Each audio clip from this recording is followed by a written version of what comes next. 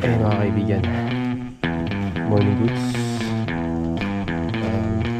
Medyo kahating gabi na wala eh. So this one mga kaibigan, itong trip na to, totoo lang hindi ko alam anong naiisip kong gawin, bakit ko gagawin. Pero night fishing dito sa dilim na lugar na to, hindi ko din alam eh. Mamaya mahal niyo ako mag-fishing. Hindi naman sobrang dilim, diba? Nakikita naman kayo, diba? Right. Okay. Yan. Lakas na trip, diba? Night fishing sa gabi.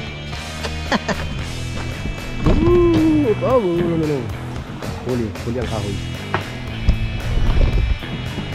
Medyo struggle kayo magdilim. May mga kaibigan, makikita nyo sa taas. So yan, meron dito maliit na cottage. Tapos dagat. Check up tayo. Okay. So morning goods. Hindi ko alam anong ginagawa ako sa buhay ko, pero ito gamit natin ng SquidTrex Glow in the Dark to, kaya lang wala tayong dalang UV light. Hit na natin yung ilaw natin para offer siya ng ilaw. Paano makuha ba? Ano naman yung konti. Dito tayo mag-fishing sa gilid na to, no? Sana kahit paano may madali tayo. 1, 2, 3 kabilang side. 1, 2, 3. Ayan. First cast mga kaibigan. Nomad SquidTrex. May kidat pa. Oh.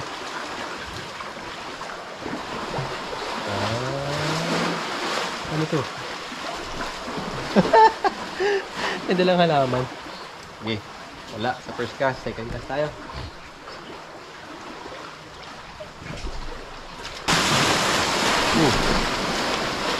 So yung lugar natin may mga bakawan. Ay, nag-iingat tayo kasi baka may buhaya sa ilalim.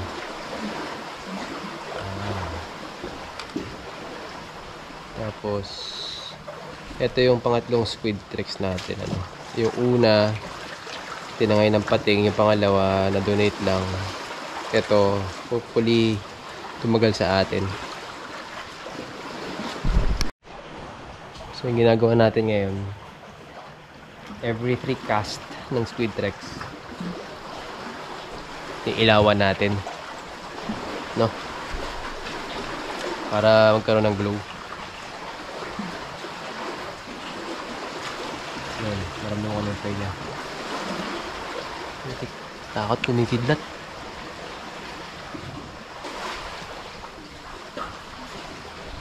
Hindi ko lang masyadong makita kasi nga limited yung visibility natin dahil madilim. Fish on. Ay!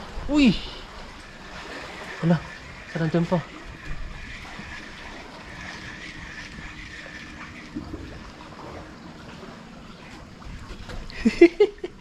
Strike. Ay di. Damo lang pala. Sayang. Kala ko yun eh. Pero okay lang. Last 3 cast dito. Hindi pa tayo spot. Kabilang side naman. Ayoko masyadong mag-stay sa open. Kasi kumikidat.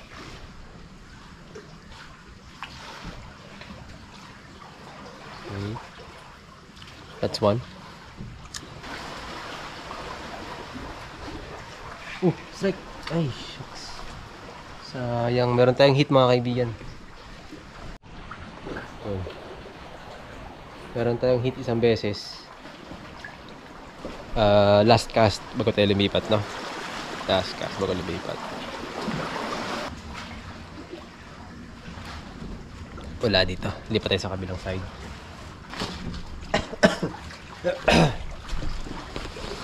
Tara.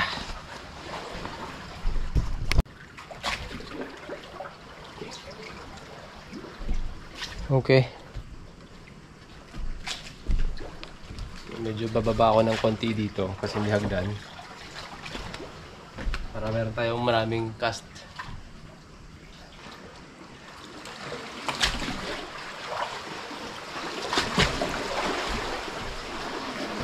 Medyo tumataas yung tubig.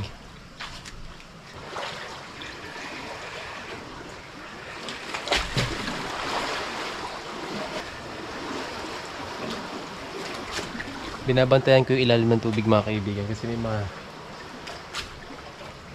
weird shadows ako nakikita. Ayaw ko rin masyadong lumusong doon sa ilalim. Syempre, hindi natin alam kung anong meron sa ilalim.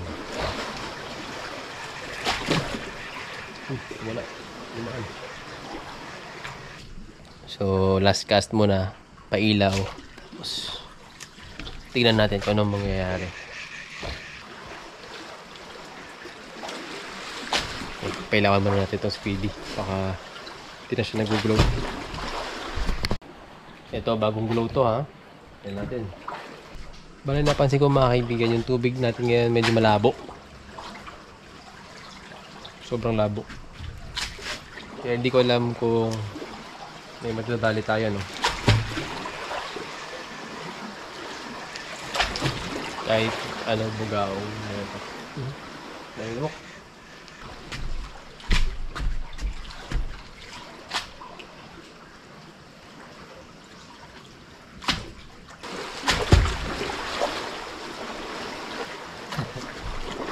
Akala ko meron.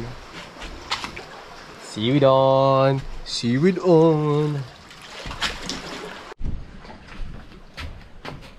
Still no luck. But don't lose hope.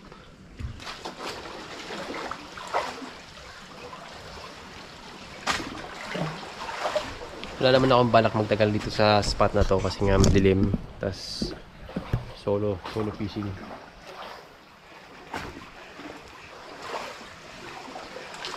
Parang sobrang labo ng dagat. Uy! Oh shit.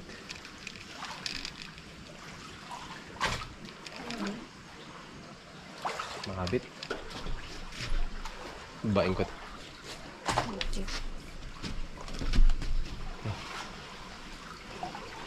Sumabit mga kaibigan. Okay lang. Ay! Sumabit yung lure natin. So, ang ending, kailangan ko sisirin, men. Putik. Katakot sa ilalim. Dilim. Skopo.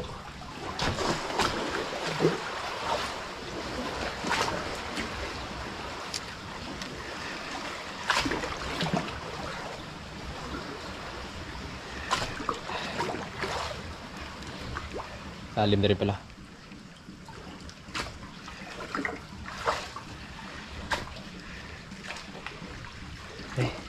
Tama na siguro itong kalokohan na to. Mamapamok pa tayo.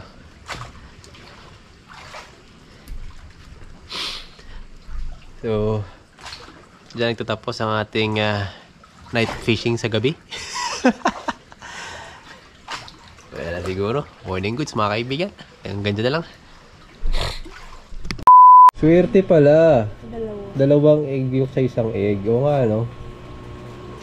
So yun mga kaibigan, mga ating fishing dyan. Kumakain tayo kayo ng masarap. Ibig sabihin, wala akong nahuli.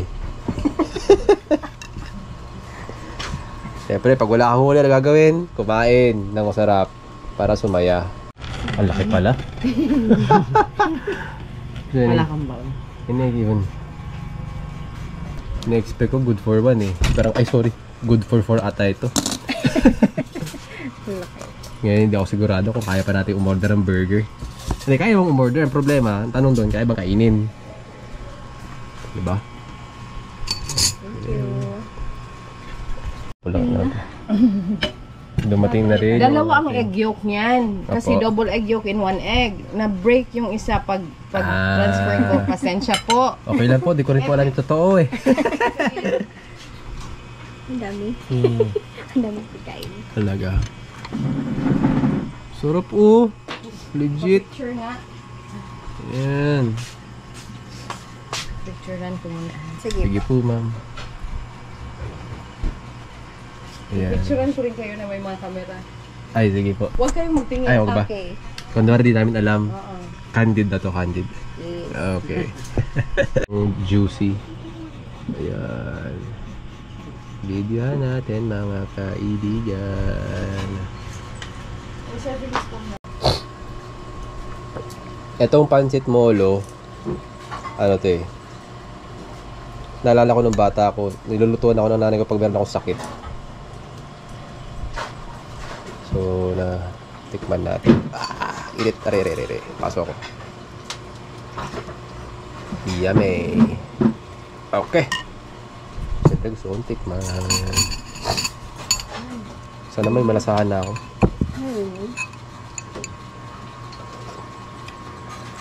Oh, tastes like childhood.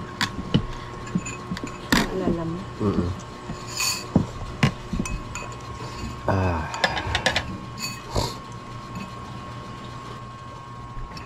Oy.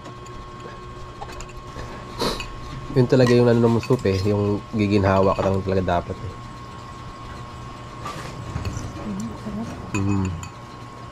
Marami kayong kumakain. Mga taga-Saitel. Ba pumupunta rito?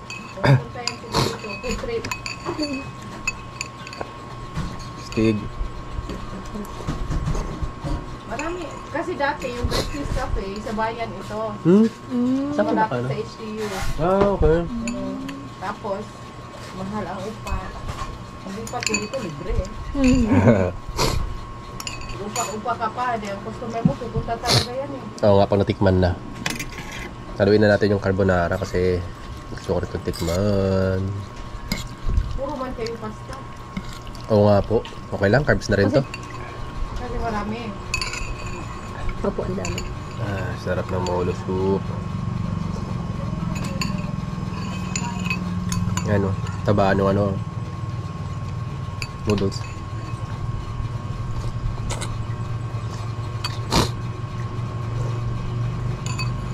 Ay, sarap. Gumina ko yung pakiramdam ko. Saka kami lang ang gumagawa ng dumpling. Hindi yan binibili na... Opo. Oo nga pala.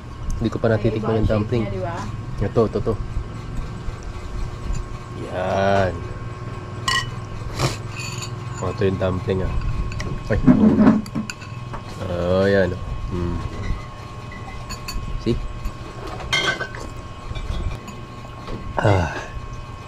Panalo.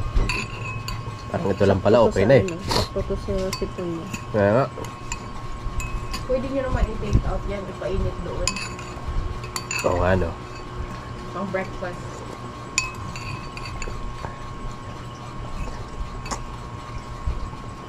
Teka lang. Nakakalimutan na yung carbonara. Saglit. Bili mo lang. Tawin nyo ng carbonara. Carbonara man tayo. Sarap ang pasta pag hindi mainit. Tikman natin. So ito mga kaibigan, yung carbonara nila yung totoo, yung egg yolk. Walang cream, walang kahit ano. So first time ko titikman. Ang layo. Ang layo sa kinakain natin. Sarap. Sarap. Meron na tayong reason para bumalik lagi dito. Try mo muna. Kasi yung iba, manibago. Sa lasa na. Kasi Italian. Pero Siya okay. mahilig siya sa ano. Ako mahilig ako sa Italian na food talaga eh. Nagluluto din po kasi siya dati. Foodie ka pala, foodie. May restaurant din po ako dati sa Manila. Pero Filipino taste na yung dinedevelop naming food. Fusion. Fusion na. Tapos tayo na lang ng sarili. Pero syempre bitago ko yung recipe. Pero nga, mas pang estudyante. Sweet side, Filipino side. Ano, kumusta? Ano? Masarap po. Ano gustuhan mo? Sabi sa'yo eh. Oh, dia.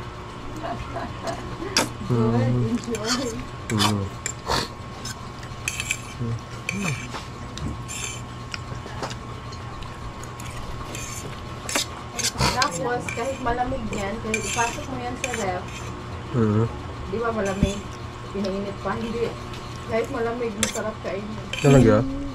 Yung mga anak ko, pag- after cooking, syempre kakain ng konti, may matira. Papasok Ref. sa ref kasi mas masarap pag naka-chill. Ah, Ito mga kaibigan, no? Totoong carbonara. Legit to. iba kasi talaga yung sa Pinoy. Nung una ng mga customers, bakit may egg? Bakit may egg daw? Sabi ko po, kasi hindi kami gumagamit ng cream. Hindi nagamit namin egg yolk to make it creamy. Milk, yes, may milk. Milk. But, yung egg yolk. Ay, kaya solid. Iba siya. Tapos po yung ham niya po, ma'am, ay smoke, no? Smoked ham. And bacon. Smoked bacon. Smoke yata. Lahat yung smoke. Kaya gusto ko yung smoke eh. Ang sarap nga. Napipil mo, no? Opo. Iba eh. Sarap talaga pag smoke. Masarap talaga mag-smoke.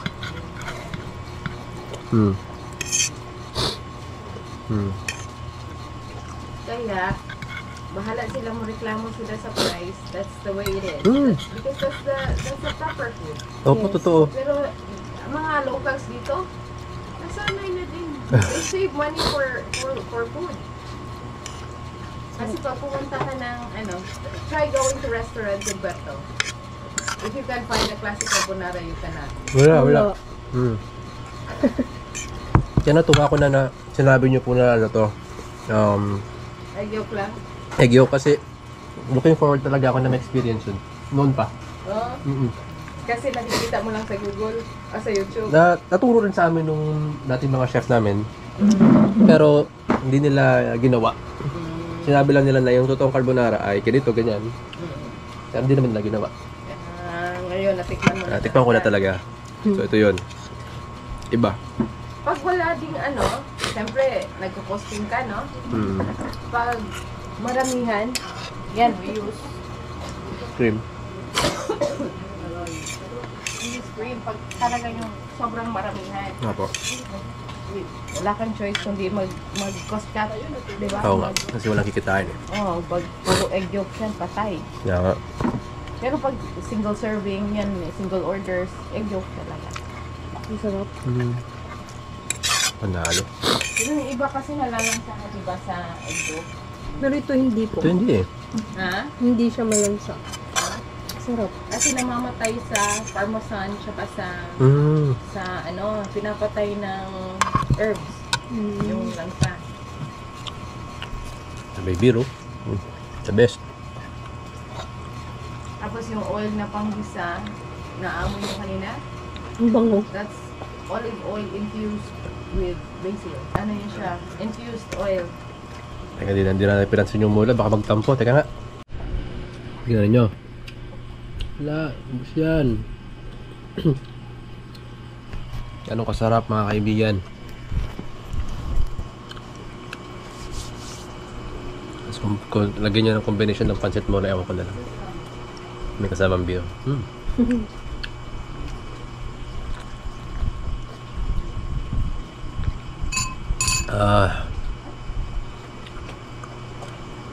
So mukhang yung pancit molo hindi mauubos. Ang dami pala. Ang dami pala. Pero okay yan. Kasi bukas masarap ang gawing agahan. Painit mo lang. Gumagawa naman sila eh. Oo nga po. I-message ko lang. Sige po. Ano pa yung masarap na Message dito? ko sila na ipainit mo. Thank you po. Masarap dito silog. Oh, may silog din kami. But our silog is not the typical. It's not the typical 80 pesos. No. It's not the typical silog. Kasi ang dami. Diba yung silog-silog sa Puerto Tag 80? Ganun ka. Pang ano. Tag 120. Sa amin naman, it's a little bit costly but ma-surprise ka sila. Kung tutusin yung presyo, okay lang naman talaga. Basta sulit eh. Wait, kasi yung common ano, sa mga taga-Palawan, kahit naman noon pa, yung doon sa mura. Mas pero ang daming reklamo pagtapos. Yan. Kahit saan, hindi naman sa Palawan lang eh. Di ba? Sabagay. Later on, you do it yourself kasi food handling kayo ang take up, ha? Apo.